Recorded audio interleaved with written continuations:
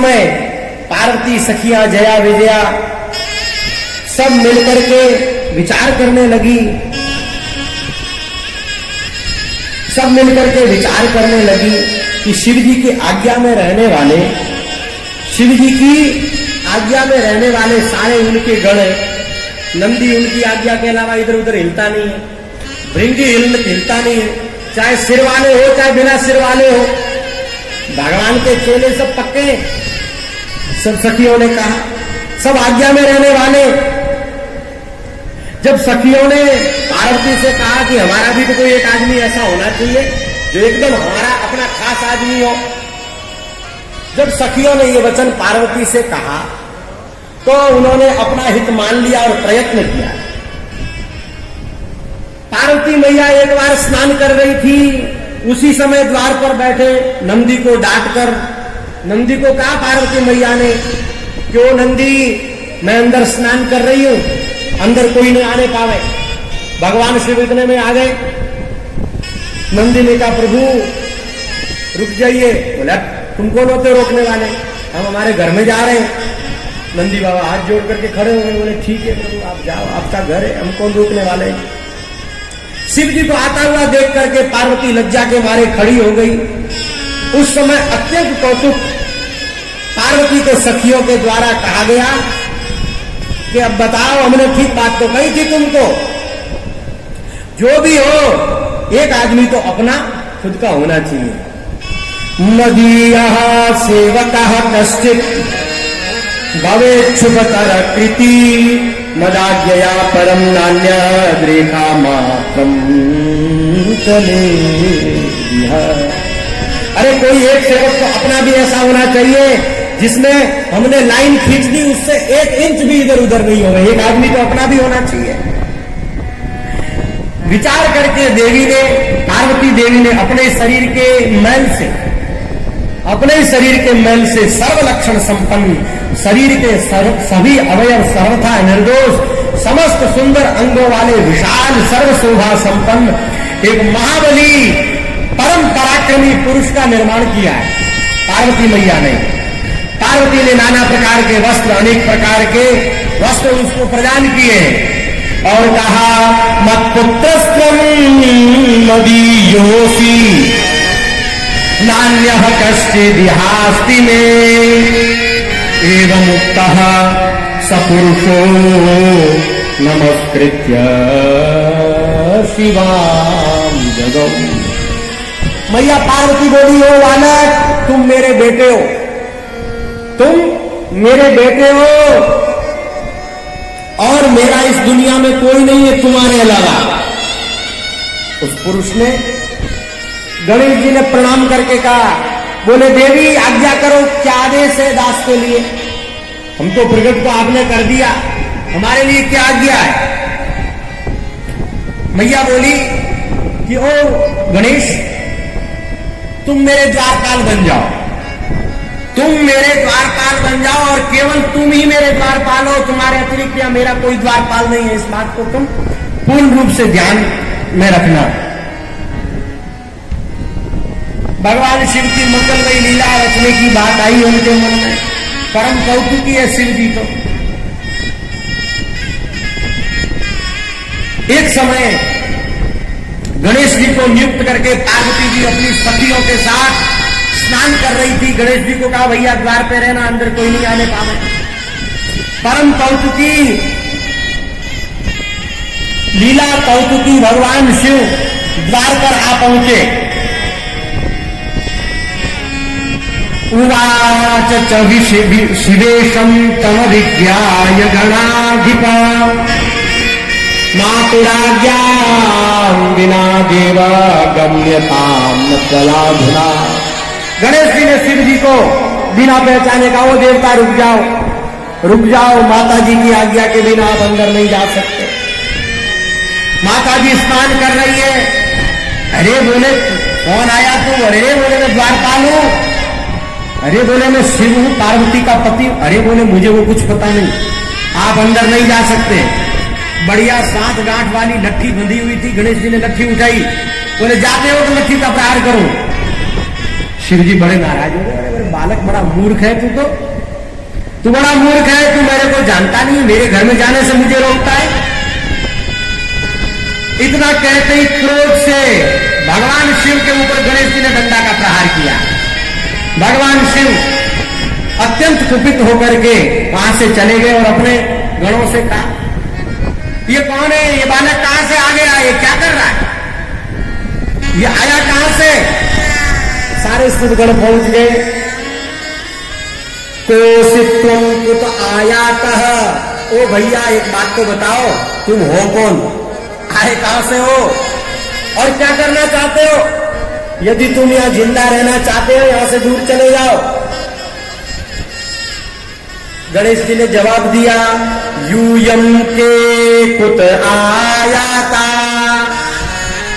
अरे मुझे पूछने वाले तुम कौन हो, तुम पहले अपना बताओ, तुम हो कौन, तुम कौन हो और कहां से आए हो। आप लोग बड़े बड़े सुंदर सुंदर दिख रहे हो, ठीक से चले जाओ, नहीं तो अभी सबको क्रूट कर दूंगा मैं। शिवगण बोले, हम भगवान शिव के श्रेष्ठ गण हैं और भगवान शंकर की आज्ञा से हम यहां तुमको हटाने के लिए आए हैं, तुम प्रेम से हट जाओ नहीं तो हम तुम्हारा वध करेंगे। इस प्रकार कहने से गणेश जी ने क्रोध में भर करके फिर शिवगणों को फटकारा, अरे तुम सब भाग जाओ यहां से। इतना बुरी तरीके से डांटा। सारे के सारे लौट करके भगवान शिव के पास सारे गण आ गए। बोले भगवान वो बालक को मानने की क्या करें। भगवान ने कहा कि बालक कौन है, इतना उच्छृंखल, इतना उद्दंड, शत्रु के समान व्यवहार कर रहा है, मुझे लगता है वो अपनी मृत्यु चाहता है। अरे तुम यहां कायरों की भांति मेरे पास क्या आकर के खड़े हो, जाओ उस गणेश को हटाओ वहां से।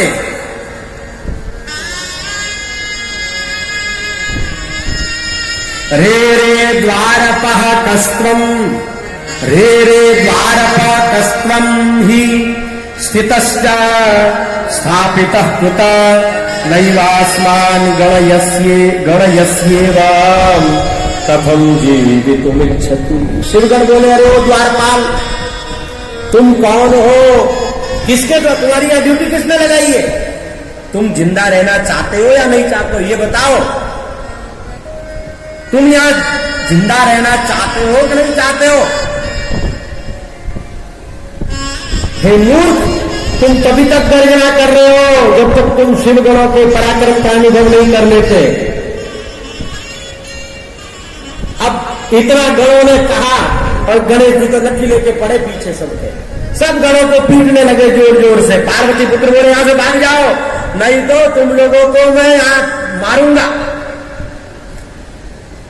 अब शिवगण बोले, भैया हमें क्या करना चाहिए, कहां जाए, किससे कहे। दौड़े दौड़े सब शिव जी के पास आए वापस।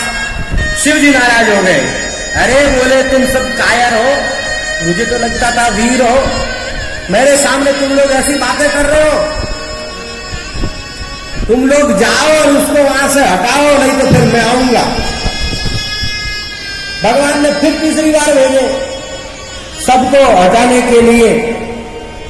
अब नारायण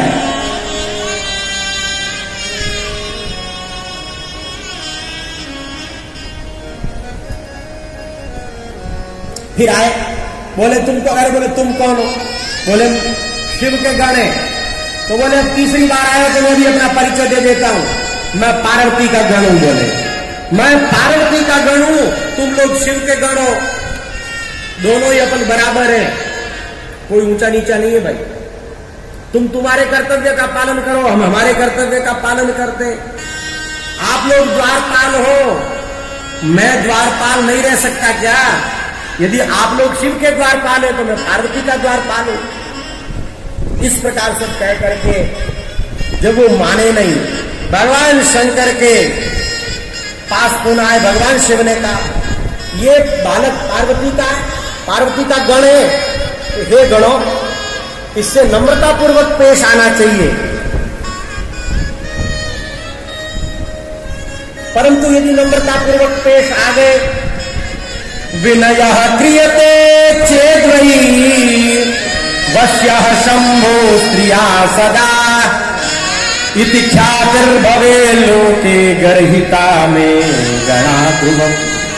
यदि अपन हाथ जोड़ करके कहें कि भाई गणेश जी तुम ऐसी बात, बोले हाथ जोड़ लिए तो बोले पूरे जगत में हंसी हो जाएगी, बोले शंकर जी तो पार्वती जी के गुलाम है, इसलिए बोले हाथ जोड़ना भी बोले ठीक नहीं है। हे वीरो अब जाओ तुम युद्ध करो।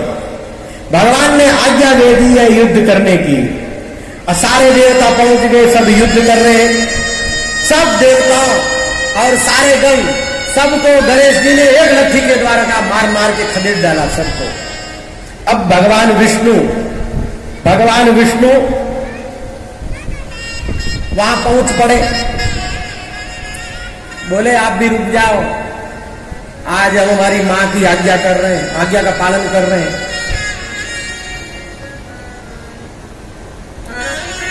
गणेश जी ने विष्णु जी को समझाया, विष्णु जी माने नहीं, लट्ठी लेके भगवान विष्णु की भी पूजा करनी प्रारंभ कर दी। विष्णु ने कहा ये बालक बड़ा तामसी है, युद्ध में बड़ा तेज है, इसका वध कर दीजिए। इतने में भगवान शिव आ गए। बोले वैसे तो मारा नहीं जा सकता ये बालक, इसको तो छल से मारना पड़ेगा। विष्णु और भगवान शिव और भगवान विष्णु आपस में बात कर रहे हैं। बोले ऐसे तो मार नहीं सकते इसको, बिना छल के इसे मारा नहीं जा सकता। छलम बिना नवध्योयम, छल के बिना मारा नहीं जा सकता, मुझे ऐसा लगता है। भगवान नारायण ने कहा मैं इसका बुद्धि मोह में संलग्न करता हूं, मोहित करता हूं। वैसा ही लेकर के दोनों शक्तियां गणेश जी को समर्पित करके दोनों शक्तियों में लीन हो जाने पर भगवान गणेश ने जहां स्वयं विष्णु स्थित थे वहीं पर अपना परिघ भेजा। विष्णु अपने भक्त वत्सल महेश्वर का स्मरण करके यत्न करके उस गति को विफल कर दिया महाराज। एक ओर से मुख को देख करके अत्यंत कुपित हुए भगवान शिव ने अपना त्रिशूल फेंका। महाबली शिवापुत्र ने हाथ में त्रिशूल लेकर के मारना की इच्छा से आए हुए शिव की ओर देखा और अपना परिघ फेंका, जिससे त्रिशूल गिर गया। अब महाराज भगवान शिव का त्रिशूल गिर पड़ा। फिर भगवान शिव ने पिनाक धनुष निकाला, धनुष उठा लिया और धनुष को जैसे ही फेंकने की तैयारी कर रहे थे गणेश जी ने पहले से परिघ फेंका, वो धनुष भगवान शिव के हाथ से गिर गया। अब भैया भगवान शिव ने पुनः त्रिशूल हाथ में लिया और लौकिक गति प्रदर्शित करते हुए मन में कहने लगे अहो ये क्या है, ये क्या दशा हो रही है।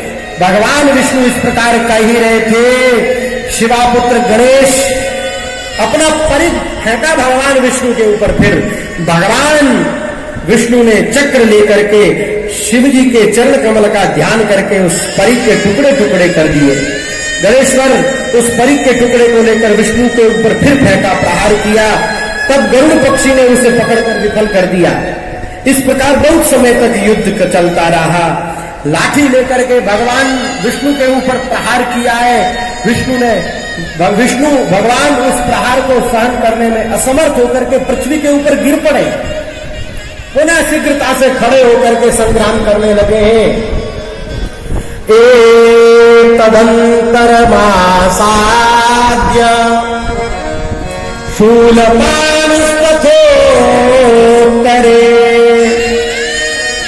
आगत्य च त्रिशूलेन तच्छिरो निरकृन्ततः। इसी बीच अवसर पा करके शिव जी ने पीछे से त्रिशूल चलाया और शंकर के त्रिशूल से गणेश जी का गला कट गया। अब इतनी देर इतना जोर जोर से गेट पर द्वार पर हल्ला गुल्ला हो रहा है। पार्वती मैया ने कहा देखो क्या हो रहा है सखियों, हल्ला गुल्ला क्यों हो रहा है।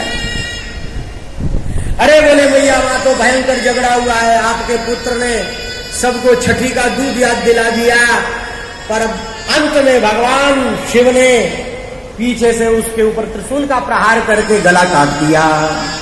किम करोमि क्व गच्छामि आहा दुःखमुपागतम् कथं दुःखं विनश्येत आस्या कथं दुःखं विनश्येतास्याति दुःखं ममाधुना। अरे मैं क्या करूं, कहां जाऊं, मुझे बड़ा दुख उत्पन्न हो रहा है। इस बालक के मरने से मैं अत्यंत दुखी हूं, क्लेश। और कोई स्त्री का बेटा चला जाए उसको पीड़ा कितनी होती है।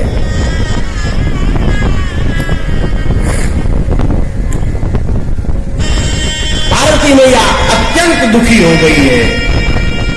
सब शक्तियों को आदेश दे दिया है, तुम सब मेरी आज्ञा से इस पूरे जगत का प्रलय कर डालो। पार्वती मैया ने आदेश दिया है, सबकी सब शक्तियां तैयार हो गई है, सबकी सब शक्तियां तैयार हो गई है प्रलय करने के लिए। इधर भगवान शिव और विष्णु ने देखा कि मैया तो प्रलय करने के विचार कर रही है। अरे मैया क्षमा करो, अपराध को माफ करो। मैया बोली, मत पुत्रो यदि जीवेता तदा संहरणम नहीं यथा ही भवतां मध्ये पूज्यो यंत्र भविष्यति। देवी मैया बोली, यदि मेरा पुत्र जीवित हो जाए गणेश, और जीवित तो हो ही जाए, उसके बाद सबसे पहली पूजा, प्रथम पूज्य यदि ये मेरा बेटा होवे तो ये संसार होगा, और यदि ये शर्त नहीं मानते हो तो ये संसार रहने वाला नहीं है। आज से ये सबका अध्यक्ष हो जाए, सब लोगों में तो ही शांति हो सकती है, अन्यथा सब कुछ नष्ट कर डालूंगी। शंकर से निवेदन किया, बोले क्या किया जाए। बोले भाई जैसा मां कह रही है, जो आदेश कर रही है मां वो पालन करना पड़ेगा। बोले आप उत्तर दिशा में जाओ, सर्वप्रथम जो मिले उसका सिर लेकर के आ जाओ। ब्रह्मा जी बोले शिव जी की आज्ञा पाकर के सारे देवताओं ने ऐसे ही किया।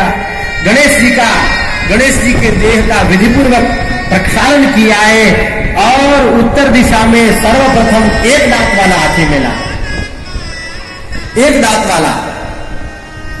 प्रथमं निलिशस्तत्र हस्ती चाप्ये कदंतकः, एक दांत वाला हाथी मिला, उसी का सिर लेकर के आए और भगवान गणेश के धड़ के ऊपर उसको जोड़ दिया। अब महाराज उसको गणाध्यक्ष के पद पर अभिषिक्त किया है, प्रथम पूजित होंगे, सारी शर्तें मानी गई। भगवान गणेश के सिंदूर जैसा दिखाई दिया, इसलिए जो लोग भगवान गणेश को सिंदूर चढ़ाएंगे उनसे भगवान अत्यंत शीघ्र प्रसन्न होंगे। शिव जी ने उस बालक को अपनी गोद में बैठाया है और सिर पर हाथ फेरते हुए कहा है कि ये मेरा द्वितीय पुत्र गणेश होगा। हे गिरीन्द्र सुता पुत्र संपुष्टो हम न संशय